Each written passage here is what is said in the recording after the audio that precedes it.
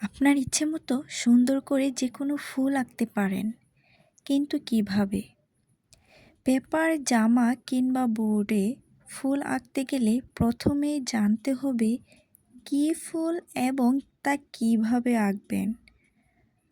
কৌতূহল না হয়ে মোবাইলে ইউটিউব বা গুগলে বিভিন্ন ফুলের ডিজাইন ডাউনলোড করে নিতে পারেন। তারপর একটু প্র্যাকটিস করে আপনার মন মতো যে কোনো জায়গায় তা এঁকে নিতে পারেন। আর এভাবে আজ আমি আঁকবো জারুল ফুল। জারুল ফুল আঁকার জন্য একটা বিশেষ মুহূর্তের প্রয়োজন।